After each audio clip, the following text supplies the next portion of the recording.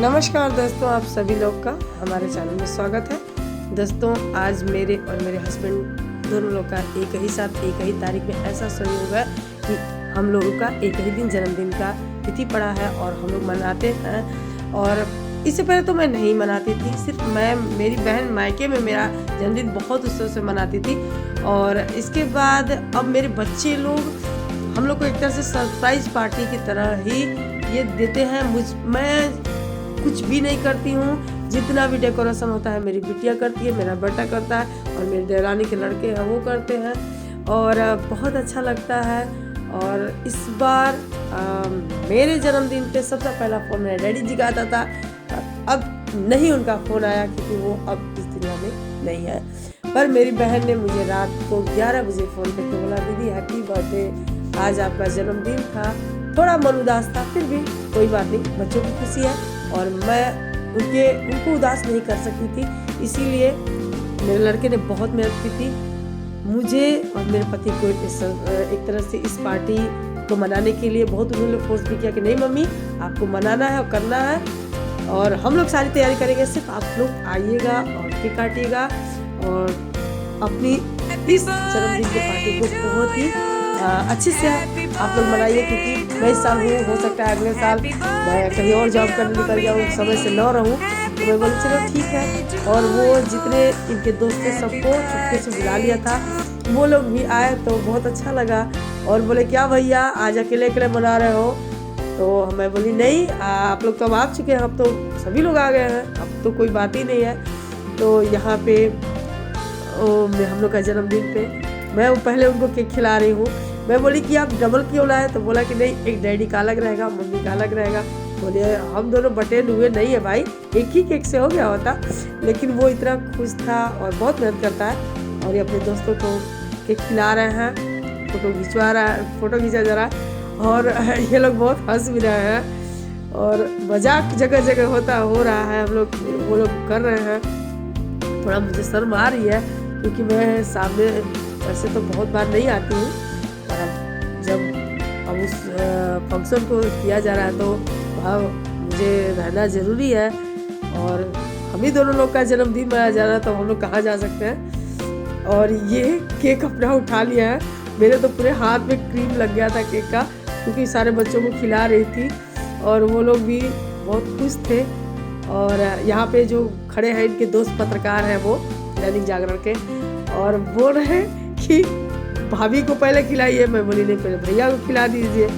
वो इसके बाद बेचारे फोटो खिंचवा रहे हैं, मैं बोले अच्छे से फोटो लो ताकि सबसे पहले उन्हीं का लग जाए। और केक खाने के बाद और मेरे को इशारा करे कि आइए भाभी आपको भी थोड़ा सा लगा देते हैं। बोले भैया मेरे को क्षमा करिए। और उनको केक खिला रहे हैं कब, और लगाने की तैयारी ज़्यादा कर रहे हैं।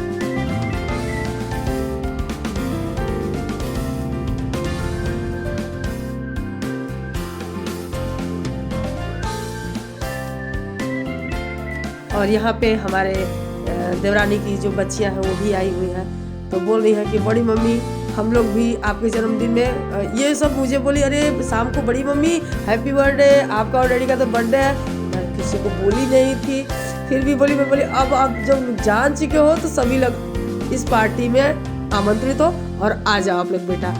तो ये हमारी देवरानी की बड़ी लड़की है और ये भाई बहन आए हैं, ये इनके बड़े पापा की लड़की है, ये गाजियाबाद से आई है। तो बोली बड़ी मम्मी मैं भी आ रही हूँ। बोली आप सभी लोग निमंत्रित हो और आ जाओ और आप लोग हमारी पार्टी में सहज दिल से आइए और इंजॉय करिए। और देखिए मेरे हाथ में बहुत ज़्यादा लग चुका है उसका क्या बोलते हैं केक का क्रीम, लेकिन क्या करूँ, सबको बारी बारी से खिला रही हूँ। मेरे को सब जितने लोग आए हैं सबको भोजन बनाना है, भोजन भी खिलाना है और मुझे जल्दी हो जाए कि अब इस केक को जल्दी से को खिला करके इसको ख़त्म करके जल्दी से चले किचन में भोजन तैयार करें, क्योंकि आधा से ज़्यादा खाना बन चुका है। पूरी बनानी थी तो गर्मा गर्म छान दे जाते और वो लोग खाते रहते। और ये मेरे बच्चे लोग, अब ये बोला पूरा मम्मी मेरे मुँह में केक डाल दूँ, तो पूरा केक डाल दूँ। ये हमारा बड़ा लड़का है यशराज, और इसी के वजह से सारा होता है। और हमारी बिटिया जो कि, और ये है हमारा देवरानी का लड़का, हमारा भोलू बाबू, इसका नाम तो है कमल नयन। और ये सारे गुब्बारे को फुलाया है बेचारा कि मम्मी का हम तैयारी करेंगे। और देखिए अब ये लोग मिठाई खा रहे हैं और हंसी मजाक कर रहे हैं, बैठे हुए हैं। और इसके बाद हम लोग भोजन करेंगे। लेकिन बहुत अच्छा लगा, बहुत इंजॉय। लेकिन एक कमी थी जो हमारे डैडी की, वो मुझे बहुत खल रही थी। और ठीक है, चलिए क्या, सब ऊपर वाले की मर्जी है। और ये हमारी बच्चियाँ हैं जो बोल रही है कि मम्मी अब हम लोग जाना चाहते हैं। और मैं बोली कि आप लोग भी भाई थोड़ा खा लो, इसके बाद जाना। तो सभी लोग बर्थडे बनाकर जा चुके हैं। और यहाँ पे हमारे बच्चों ने बहुत फोर्स किया कि मम्मी अब आप सूट पहनो और यहाँ पे आओ, आपका हम लोग सूट पे डैडी और आपका हम लोग फोटो लेंगे। और मैं शादी के 22 साल बाद आज पहली बार सूट पहनी हूँ दोस्तों। ये मुझे बताते हुए आप लोग आश्चर्य भी लगेगा, लेकिन मैं बता रही हूँ क्योंकि इन लोग की खुशी के लिए मुझे सूट पहना। भाई ये सूट मेरी बहन के यहाँ से आया था और ऐसे ही रखा हुआ था। तो ये मेरी बेटी ने बहुत फोर्स किया कि नहीं मम्मी आज आपको सूट पहनना है। सभी अंकल लोग जा चुके हैं, जितने सभी लोग जा चुके हैं, आज आप सूट पहनो और डैडी के साथ फिर चलो। और फिर जो एक केक रखा है उसको काटो और खाओ। आज हम लोग आपको सूट में देखना चाहते हैं कि आप कैसी लगती हो। तो दोस्तों मैं शादी के 22 साल बाद पहली बार सूट पहनी हूँ।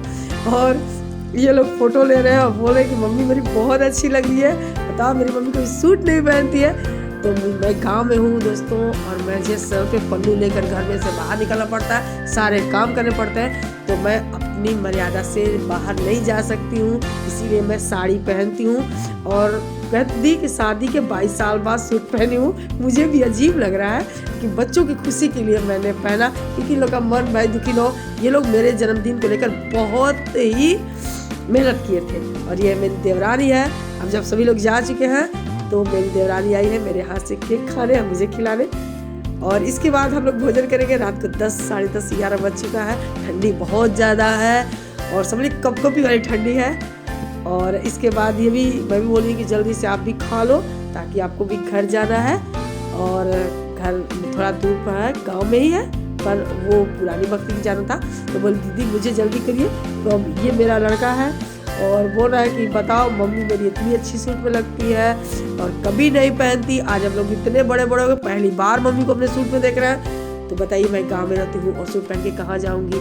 मुझे तो घूंघट और सर पे पल्लू लेने की आदत हो चुकी है। और यहाँ पे मेरी देवरानी है और उसका फोटो वो लोग ले रहे हैं और वो भी बहुत सभी लोग खुश थे दोस्तों।